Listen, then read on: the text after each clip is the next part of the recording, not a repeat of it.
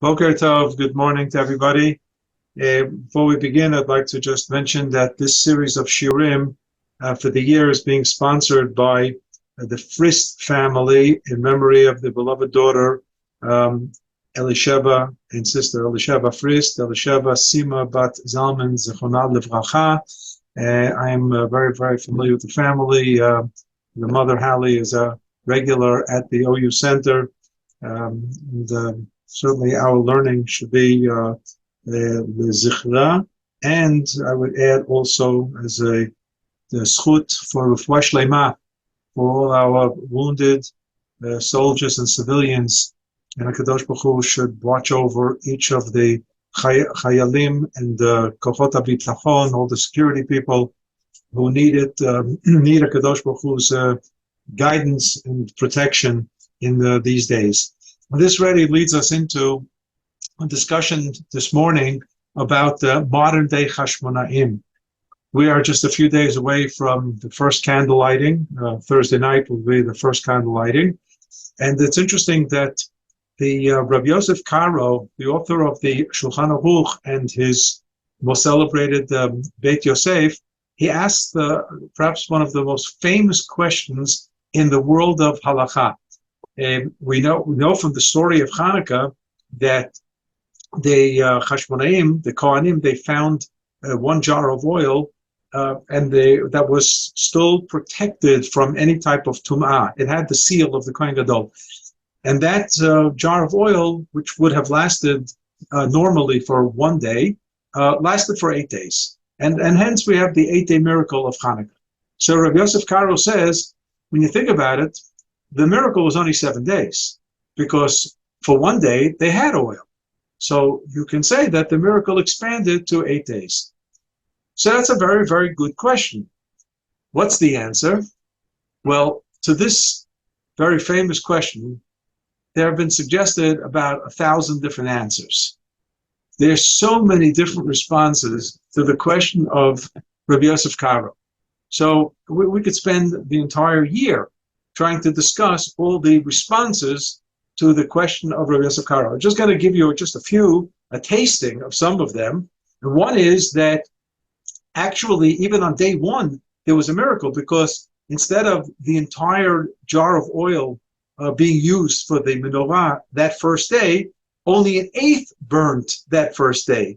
So in essence, the miracle spread out for 8 days, and on each day, an eighth of the amount of oil burnt, and so the first day was also a miracle. That's one of the classic answers. But another classic answer is that you're right. The miracle of the oil was only 7 days. However, the Yom Tov of CHANUKAH is 8 days, because we had to celebrate something else and add a day to the celebration of the 7-day miracle, and that was the military victory. We had a situation where there was a miraculous victory on the battlefield of what we say in the Alanisim, Rabim Biad Me'atim. The Chashmonaim were few in numbers, and they were battling many great, whether it was the Greeks, their army, or the Jews who were Mityavnim, who went over to Greek culture and were also fighting against the traditionalists, the Chashmonaim. So we have here battles, and we know that the battles were ultimately the Chashmonaim family. They were actually, with the years, they were killed out in the various battles. The last one was Shimon Chashmonai, and it's 18 years after the CHANUKAH story. So I would just want to point out that the CHANUKAH story was a little bit of a lull. So we're familiar now with our current situation with the word hafugah, a break in the action. So there was a hafugah, there was a break, and at the time of rekindling the menorah of the Beit Mikdash, and basically getting the Beit Mikdash activated. But that doesn't mean that the war was over. The war was far from over, and it was another 18 years until some semblance of independence kicked in. And at that time, many of the Chashmonaim family were actually killed in battle. Those who live in the Gush Etzion area know that there's a yeshuv called Elazar, and that was Elazar, the brother who fell in battle not far from the Gush Etzion area, and so on. So we have this idea that we should also have a Yom Tov to celebrate the miracle. Now, there are different types of miracles, as you know. It was already the Ramban in Parshat Bo who distinguishes between the miracle which is supernatural, going beyond the normal laws of nature, and the miracles which seem to be coincidences. Of course, Judaism doesn't believe in coincidences. Things are somehow directed from above, and many times miraculous situations come out because of what you might consider a scenario that was nothing but circumstances that developed and worked in our favor. So just a few weeks ago, I already mentioned that in this particular war that we're engaged in right now, many people have been talking about great miracles that have happened. And while it's very, very painful to talk about the people who were murdered on Simchat Torah and the immediate days after, who fell, and the Chayalim who fell in battle until this very day, obviously very, very painful situation, but nevertheless, within the framework of the painful situation, we also have great miracles. I mentioned that my own daughter who lives in Kibbutz Sa'ad, it was a most fortunate situation that the 20 terrorists who were trying to crash into the gate of Kibbutz Sa'ad failed to do so, because out of nowhere an Israeli tank appeared and one shell blew away the 20 terrorists, and the kibbutz essentially was saved. Everybody was saved in the kibbutz, all their belongings, all their homes, everything. So while they're not living there right now, but they're from the few very, very fortunate ones from the Gaza area who are going to be able to go back home. This was a miracle, no doubt, because the timing of that particular tank right at that particular moment led to what we consider a miraculous situation. So therefore, the battle of Rabim Biyad Ma'atim, it's not a supernatural miracle. It's not like the Red Sea split. It's not like man coming down from heaven and all the various supernatural miracles that we read about in the Torah. Nevertheless, these were miracles. And the miracle certainly has to be recognized. We know that Purim was a miracle. In Purim, there was no supernatural events at all. Everything could have been explained by normal political explanations. The Gemara even tells us, the Megillah nikreit igeret v'nikreit sefer. The Megillah is called a letter and it's called a book. And our Rabbi Rav Soloveitchik explained that letter, if we would update this to modern day idiom, we would say a newspaper. You can read the news of what happened in Shushan and say, all right, it just, what a stroke of luck, and it went the way for the Jews, and everything worked out at the end of the day. Or you can view it as a sefer, not a book in the shelf, but part of the canon of Tanakh, that this is a book where HaKadosh Baruch Hu was behind the scenes, directing many events which occurred, which ultimately brought about the deliverance to Yeshua. And on this type of story, we say, Sha'asa nisim lavoteinu bayamim bahem bazman hazeh. When we read the Megillah, we acknowledge the fact that this was a miracle.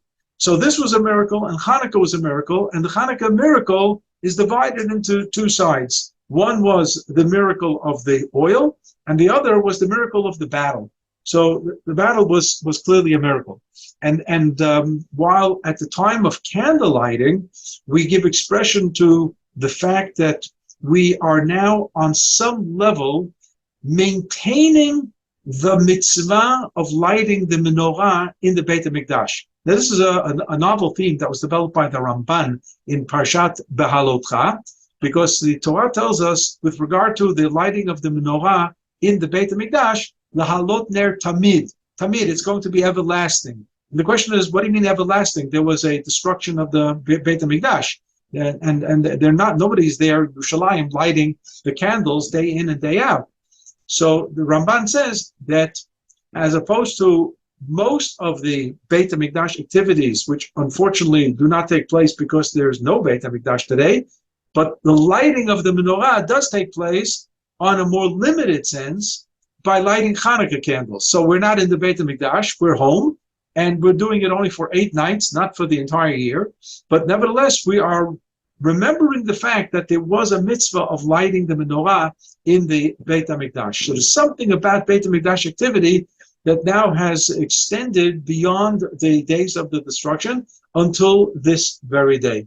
So this is something that we focus upon when we light the candles. We sing or say, "Hanerot halalu anu madlikim al hanisim v'neflaot v'yeshuot v'nechamot שעשית לאבותינו בימים ההם הזמן הזה, ועל-ידי כהניך הקדושים בכל 8 ימי חנוכה." We're familiar with the text, and we talk about and explain why we're lighting candles in this Hanerot halalu. As a matter of fact, I'll just point out that while our custom is to recite the 2 brachot one after the other at the time of the very lighting of the candles, we say Asher Kiddushanu b'mitzvotav v'tzivanu ladlik ner shel Chanukah. We light the Chanukah candles in conjunction with the bracha, the second bracha, Sha'asa Nisim Lavotenu, God performed miracles. That's our custom. We say the 2 brachot together. Yet there is an opinion that was mentioned in the days of the Gaonim, found in a source called Masechet Sofrim, that they actually made only the first bracha, v'tzivanu ladlik ner shel Chanukah, and then went to light the candles, and then afterwards they would say the Hanerot halalu and explain what's behind the lighting of the candles, and only after the recitation of Hanerot halalu did they say the second bracha, she'asa nisim la'avotenu bayamim bahem hazman hazeh, because the bracha on the miracle is actually supposed to be made when you appreciate the fact that there was a miracle.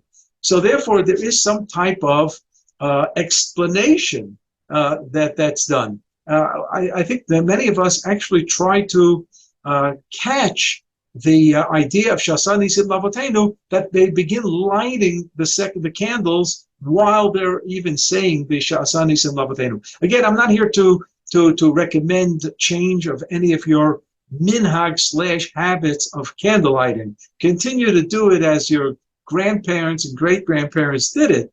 But nevertheless, it's interesting to know that there are some different opinions as to when to make that second bracha. So you have the idea of the explanation of the miracle, and that's one point. But then there's the miracle of the war. And the miracle of the war is given expression in the Al Hanisim.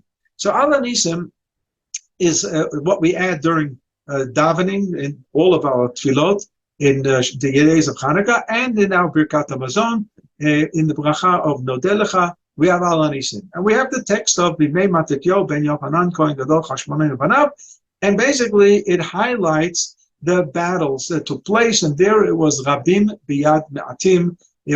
Many were given over in an army of the few, which were the Chashmonaim, and so on. So we focus in the Al Hanisim on the other side of the miracle. So let me point out that Al Hanisim, like all of our tefillot, are written in Hebrew, and we shouldn't be terribly surprised about that, except that there's one word that's Aramaic, and that's the word Purkan. It says Al Hanisim, miracles, and Ala Purkan. What does the word Purkan mean? And then the rest is Hebrew. Ala Chuod, Niflaot, Shasita, Lavotenu, Vayamim, Mahim, Asmanas, everything there is Hebrew. So why do we use one Aramaic word? I mean, that's something maybe our children or grandchildren who speak Heblish, with a little mixture of Hebrew and English, so they mix words within the one sentence. But you'd expect that a tefillah, which is an official text from our Anshe Knesset Gdolah, they would be careful to speak Hebrew when they want Hebrew and speak Aramaic when they want Aramaic. And yet here we have a text in Hebrew with one word in Aramaic, a word that we are familiar with from the Siddur on Shabbat, Yekum Purkan Min Shemaya, which say at the beginning of Musaf on Shabbat. So what does that mean? Yekum Purkan Min Shemaya. Kadosh Baruch Hu should send a salvation from heaven, some type of you might even call it a redemption. And the question is, what is missing in the Al Anisim that we have in Hebrew? So if we skip the word Purkan, Al Anisim, Vala Niflaot, Vala Chuot, Val Milchamot, there are many, many beautiful words there that we have that we're citing that HaKadosh Baruch Hu did for us for Chanukah. And we say it for Purim as well. So obviously, there's a word missing that our Chachamim felt that we're going to use an Aramaic equivalent to point out that actually there's a word that is missing and it's conspicuously absent, and that is the word Geula, redemption. Redemption. There is no usage of the word redemption when it comes to Chanukah. To a certain degree, also for Purim, there is an exception, but it can be explained. But for Chanukah, categorically, no one ever uses the word Geula, redemption. And Rav Soloveitchik explained that the reason is that the word Geula is reserved for two occasions. One is the redemption from Egypt, Geula miMitzrayim, Yetziat Mitzrayim, and the second is the ultimate redemption, the final redemption, Geula Atida, and therefore any other event that that might lead us to saying Hallel and express thanks to HaKadosh Baruch Hu that he got us out of a tremendous jam, big problem. We can use the word Yeshua. It was a help. It was a deliverance. There are all kinds of words that we can use, but we're not going to use the word Geula. And hence, to demonstrate that we're not using the word Geula, our Chachamim replaced the equivalent of Geula with its Aramaic word, Purkan. So it's Al Anisim, Vala Purkan, and so on.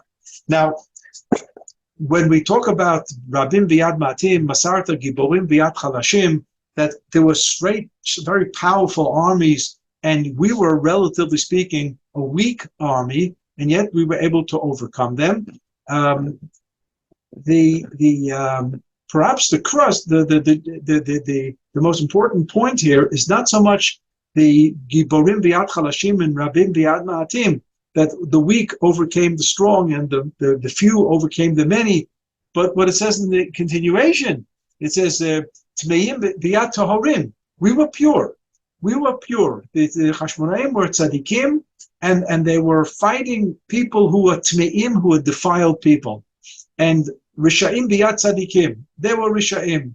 And we were representing Tzadikim. And Zaydim V'yad Oskei Toratacha. In other words, it was a war of good versus evil. Sound familiar? I mean, what's going on now is a war of good versus absolute evil. And we know that there's absolute evil on the other side. We're trying our best to eradicate this in the very obvious way of the war of Amalek. That's exactly what we have at hand.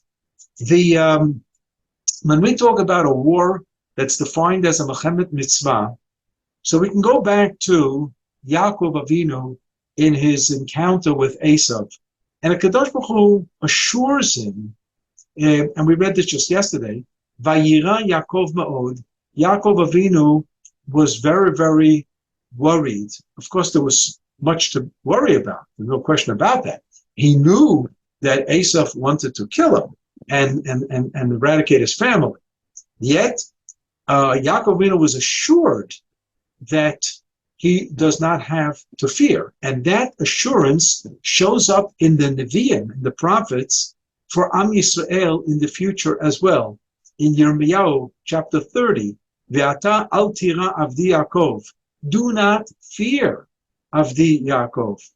And in the context of war, the Torah teaches us in Parshat Shoftim that there's even a prohibition. Can you imagine? A prohibition of being frightened. Now that's not something that's easy because to maintain, because the Torah tells us that if indeed there's a soldier who's frightened, so we might as well just send them back to send them home, because that kind of behavior can be contagious, and you certainly do not want him to infect any other soldier with his fright. Yet there was a person who was a Kohen, and he's known as the Kohen Mashuach Milchama. He was anointed for specifically guiding the spiritual side of the soldiers in a war. And he would be the equivalent, I would say, of a Rav Tzva'i, a chaplain in the Israeli army. He would give a pep talk before they went out to the army, and the Torah even gives us, a little bit some suggestions of what he might say. Shema Yisrael, pay attention. You're going out to war. Al ta'utzu, al ti'u, al techavuzu. Do not fear. Do not be frightened. And it was really a pep talk. It was we call in the army today sichat motivatia, a motivational pep talk before going out to battle. But our Chazal teach us that it's not an accident that the speech began with Shema Yisrael, because this reflects upon the Shema Yisrael that we all know about. Shema Yisrael Hashem Elokeinu Hashem Echad. And Chazal teach us that even if the soldiers, they may not be fully religious soldiers, but even if they have Shema Yisrael on their lips, that's going to be good enough for Kadosh Baruch Hu to guide them, to be with them throughout the war. And you should know that in this war, there are many, many, many chayalim who not only ask for tzitzis, but who are saying Shema Yisrael because they believe deep down Kadosh Baruch Hu must necessarily be with them during this war. And therefore, the Torah actually says, as I mentioned a moment ago, that those who are just totally frightened out, he should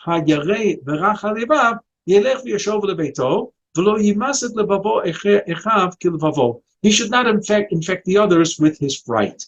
What's interesting is that there are two opinions in the Mishnah in Masechet Sotah. What exactly is he afraid from? So Rabbi Akiva says, obviously, he's afraid from the battle. I mean, my gosh, I mean, there are explosions, there's guns, there are all kinds of things shooting against him and towards him, and obviously this could be his last day. So there's what to be worried and frightened about. So that's Rabbi Akiva says that's the fright that the Torah is talking about. But Rabbi Yosef Galili says something else. Says that he's frightened about the fact that in his record by Kadosh Baruch Hu, there must be some averot there. There must be some sins. And here is a very convenient moment for Kadosh Baruch Hu to take care of this particular soldier on the battlefield. And this soldier is very, very worried that Kadosh Baruch Hu is going to utilize the opportunity of battle to somehow punish him for whatever he may have done. So the Gemara brings this, the Mishnah brings this as an opinion of Rabbi Yosef Glili, that he's actually fearful because he thinks he has some sins on his record. So the Gemara says, what kind of sins might such a soldier have that he's so concerned that on the battlefield, the Kadosh Baruch Hu is going to deal him a death blow? So you might think that, who knows, maybe he thought he ate, pork on Yom Kippur. No, nothing at all like that. The Gemara suggests something that it's so hard to believe that this is the type of Avirah that Rabbi Yosef Galili was concerned about, that a Chayal, a soldier, might be worried. What is it? It's like a little detail, almost an asterisk, in the Kitzur Shulchan Aruch. In the Kitzur Shulchan Aruch. When men put on tefillin, so we have the tefillin on the hand, we have tefillin on the head. So there is a whole discussion whether there's one bracha, two brachot. The Rambam says there's one bracha, and the Ramesh Yisrael says two brachot. And you check out a Sephardi shul, you'll see they only make one bracha, and go to an Ashkenazi shul, you see they make two brachot. That's all very nice and dandy. But whether it is one or two brachot, there is a stipulation that we should put on the second tefillin on the head, tefillin shorosh, immediately after the tefillin shel yad, without any interruption. What's called a hefsek. No interruption whatsoever.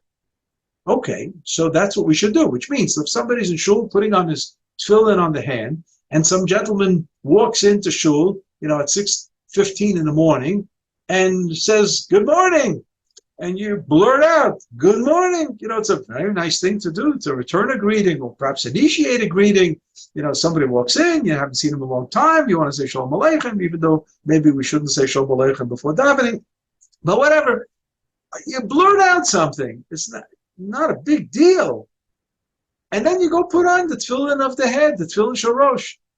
The Gemara says, that's the Avera that Rabbi Yosef Glili was concerned about, that this soldier is going to perhaps fall in battle. And this is like astonishing, that Mia Ish Hayarei Barach Alivav, the Torah is talking about that somebody is worried, according to Rabbi Yosef Glili, worried that he has some sin, some earth-shattering sin, that God's going to deal with him on the battlefield. What is it, says the Gemara? That he blurted something out? He's talked? He interrupted? He was mafsik between the tefillin of the hand and the tefillin of the head? That's what it's all about. It's mind-boggling, that kind of understanding. So what we have to do is perhaps homiletically try to interpret this. So I'm going to give you a thought, but I'm going to give it to it in the name of the one who said it. So it's not my thought, right? It says, Omer davar b'shem omro, mevi geula le'olam. If somebody says a thought in the name of somebody who was the author of the thought, and you don't say it in your own name, that can bring redemption to the world. So I'm going to say it b'shem omro. The following thought was said by my son Eitan, who's now up there in the north. And he was a yeshiva bacha in the Kiryat Shmona yeshiva for his army and learning Hesder yeshiva. And there, like all the yeshivot Hesder, they have Torah journals, and the guys write Divrei Torah. So he wrote the following several years ago on this very, very question and supplied an interesting answer. We know that the symbolism of the tefillin of the hand is that it corresponds to the heart. That's where we put the tefillin shel yad on the muscle, so when the arm goes down, it corresponds to the heart. Clearly, the tefillin shel rosh corresponds to the brain. So there are really two connections to Judaism. One connection is the heart, and one connection is the brain.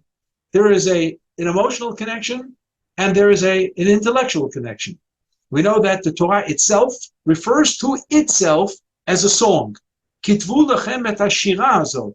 Write the song down. V'lamda et bnei Yisrael sima b'fihem, and teach it to your children. Which means the Torah is not only Torah, but it's also a song. Which means that there's, at the same time, not only an intellectual connection to Torah, but there's also an emotional side to Torah. What my son Eitan said was, the idea of not being mafsik, not interrupting between the tefillin shel yad and the tefillin shel rosh, is that there should be no blackout between one's emotional ties to HaKadosh Baruch Hu and one's intellectual ties.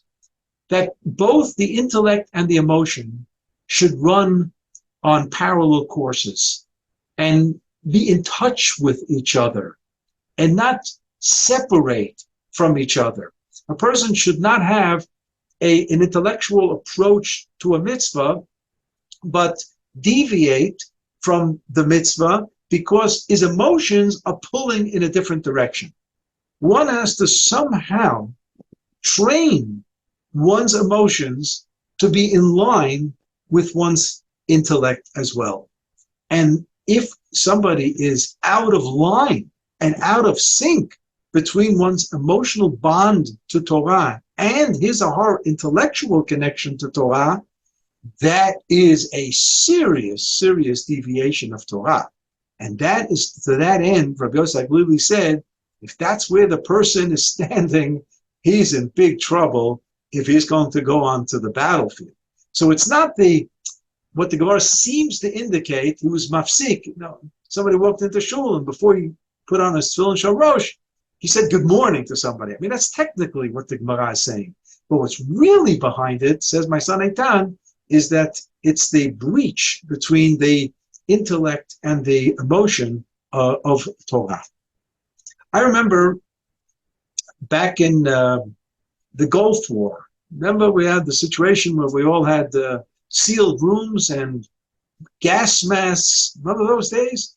I even made a simcha in those days. We had a bar mitzvah and a wedding, and all kinds of smachot where people had to bring their boxes and kids went to school and they decorated their boxes and whatnot, and Saddam Hussein was lobbing missiles over to Israel, and we had to, be careful. Unfortunately, one person perished from Ramat Gan in one of those missile attacks. But thank God, OUisrael got through that war fairly good. And the war was, if I remember correctly, almost 7 weeks worth.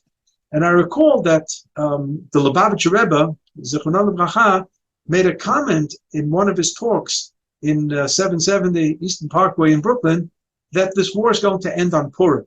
Now, if you recall, that war ended exactly on Purim. It was like amazing. I remember on the day of Purim, we were pulling down the plastics from our windows and just getting our lives back to normal. So during those weeks, there were all kinds of instructions that were coming out how we should handle Shabbat. So that's when the idea of a silent radio station was put up, and other things and many times these instructions were changing as the war was continuing. I knew somebody at the OUisrael that asked me to go online in a live broadcast for a few minutes every Friday afternoon of the war and give over the instructions of the chief rabbinate in English. So what I did was I went to the Rabbi Rashi, the chief rabbi of Israel at the time, Rabbi Avram Shapiro, Zecher Tzadik Livracha, and I interviewed him about certain of the things, so I should be clear as to what to tell the people in English in terms of the exact instructions that the rabbinate was giving. So I remember Rabbi Avram Shapiro told me that from all the things that you should tell them, try to give over the gist of what the Rambam writes in the 7th chapter of Hilchot, the laws of kings and wars, Hilchot Malachim. And here, the Rambam tells us that there is a prohibition to be scared. And Rav Avram Shapiro said, you tell the people on the radio not to be scared. We have to have confidence in HaKadosh Baruch Hu, and we have to do our best, and we have to protect ourselves, no doubt. And we're not going to be complacent in any way or manner, but it is extremely important to maintain a certain stature of confidence that HaKadosh Baruch Hu is with us, and therefore we should not be afraid.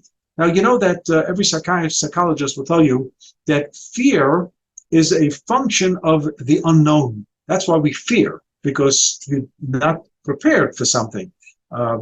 We know that those women and couples who go through the Lamaze training for natural childbirth. So one of the things that they try to do is teach the couple the stages of childbirth, and therefore, at least that facet of being afraid will be somehow lightened, because once you know what to anticipate and what to expect, so then the levels of fear actually go down. And this is really what the Rambam was trying to tell us, that if you have a Kadosh Baruch Hu on your side, so you can fear the situation much less, because you know that a Kadosh Baruch Hu is going to help OUisrael. We know that even with all these thoughts, not everybody is coming back from the fronts. We know that. It's extremely, extremely painful.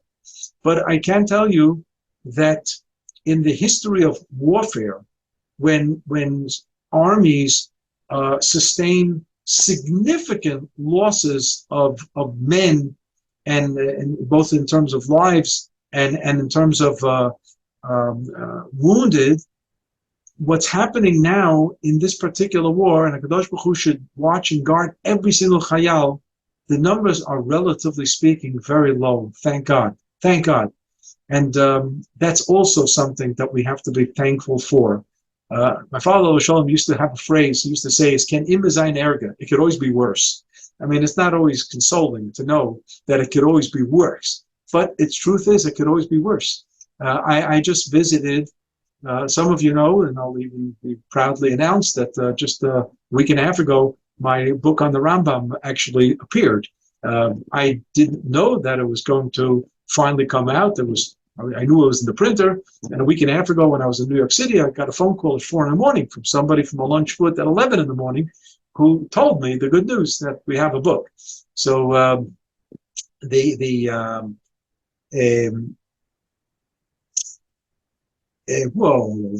I wanted to say something about mentioning something in the book. I'll get back to it. I lost my train.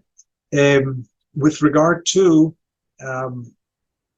not fearing, again, with regard to not fearing, but not worrying at all, that doesn't mean that there won't be, God forbid, casualties, and there are casualties. But I say again that everything is relatively speaking, very, very low as opposed to other wars. I recall being a student growing up in the United States during the Vietnam War, which was a war for 8 years. 8 years the United States was engaged in that battle. 50,000 American soldiers lost their lives, and over 250,000 were wounded.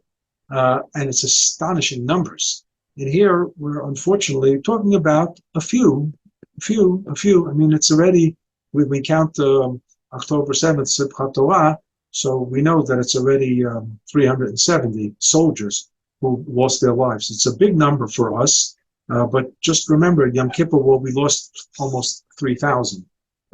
So we should understand proportions. So the reason I mentioned my book is because the publisher of the book actually is from a lunch foot, the Herzog College, and the director happens to live right across the street from my house in Katamon. His name is OUisrael, and he was wounded. He was fighting in Gaza, and he was wounded in the fingers, and they have reconstructed his fingers with plastic surgery, and God willing, he'll have some use from his fingers after he'll be fully recuperated. And I visited him a few times already, and he himself knows that this could have been a lot worse. When a person knows that, you're in battle, and then you're wounded and you lose a few fingers in the process, it's not pleasant at all. And a person's going to live with this for the rest of his life, this kind of injury, and he'll have to make the various accommodations and adaptations and so on. But considering what could have been, so there's room to bench goimel, to say goimel, no doubt. And that's really what the Rambam is telling us, that we should understand that HaKadosh Baruch Hu is with us, and we have to feel it. We must feel it. And this is what Rabbi Avram Shapiro told me to announce and broadcast week after week. Al ti'u v'al tachtazu, exactly in the words of the Kohen Mashuach Mulchama, the rabbinic chaplain of old, and I say it for ourselves today as well. And that leads me to where we're up to today in this particular war. So we had a break for 8 days, and because of the negotiations with the terrorists, we were able to secure the release of almost half of those who were in captivity. We're pretty sure that not all those who are in captivity are still alive, but some may still be. And the army, the government and the army believe that the only way to perhaps secure their release is going to be by continuing to apply heavy military pressure, which is going on as we talk. We're getting into CHANUKAH, and CHANUKAH is just going to remind us that when you have Misha'im b'yad tzadikim, that's what it's all about. Not everybody's the biggest tzaddik in the world, but when a person says Hineni, tells HaKadosh Baruch Hu, yes, I'm with you, I'm willing to put my life on the line for OUisrael and Eretz Yisrael, that person is a tzaddik for this moment. We have tzaddikim out there. We have genuine tzaddikim out there. And it makes no difference in their private lives. If they put on tefillin, they didn't put on tefillin. These are people of Shema Yisrael. This is our army. Along with the fact that we have people on the battlefield who are B'nai Torah, who are Talmidei Chachamim, who are Yirei Shamayim in every sense of the word. And together, Am Yisrael is going to have a big victory. We have to be patient because this is not what we call in Hebrew, zbeng v'gamarnu, one shot and it's over. It's not the case. This is going to go on. It's going to go on. And it may go on for even another it may go on for a year. It's almost reminiscent of the beginning days of COVID, when I remember at the beginning, people said, oh, it'll be around for a few months. Well, it wasn't around for a few months. It was around for a few years, and it's actually not even over, but from the point of view of epidemic, it's over. But it took a good 2.5 years to get to that. I certainly hope we don't have to be in this war for 2.5 years. But it's certainly not going to be another few days. That's painfully obvious. And God willing, that which we have accomplished in the last 2 months of pulling Am Yisrael together into one nation, we must maintain this. We will maintain this even after the war. We're going to have to somehow reflect upon the menorah. And that menorah in the Mishkan, in the days of Moshe Rabbeinu, had to be chiseled out of one piece of gold. And the Chazal teach us that Moshe Rabbeinu had difficulty fashioning the menorah, and HaKadosh Baruch Hu decided to tell him, all right, you know what, take the piece of gold, throw it into the fire, and it's going to come out miraculously a menorah. And the question that I've always asked was, nothing was easy in the Mishkan construction. You think to fashion the kruvim, the cherubs on top of the Ahron, was easy? It wasn't easy. Nothing was easy about the Mishkan. So why was the menorah difficult? Furthermore, there are people in the Machon HaMikdash, in the old city, who made the menorah. So if they could do it, why could Moshe Rabbeinu do it? It's doable. So apparently the problem of Moshe Rabbeinu was not the technicality of making the menorah, but rather the symbolism of the menorah didn't match the reality. So Moshe Rabbeinu had difficulty. What was the symbolism? Why were there 7 branches, 1 in the middle and 3 on each side? The whole purpose of the menorah in the Beit HaMikdash was not for illumination, because at nighttime there was no Beit HaMikdash activity anyway. So why couldn't we just get away with 1 lamp and that's it? And we didn't shut the lights down on the Beit HaMikdash. Why did we have 3 off to the right and 3 off to the left and the center one? Apparently, the menorah symbolized different types of Jews. There are Jews who are centrists. There are Jews who are off to the right, and some are extreme right. And there are Jews who are off to the left, and some extreme left. As long as we all come from the same solid piece of gold, the Yahudut Judaism tolerates some measure of differentiation of ideas. And Moshe Rabbeinu said, this is a wonderful idea, but it's a king-size headache. When I look at the people, it doesn't match reality. So Kadosh Baruch Hu said, you know what? Take the piece of gold and throw it into the fire.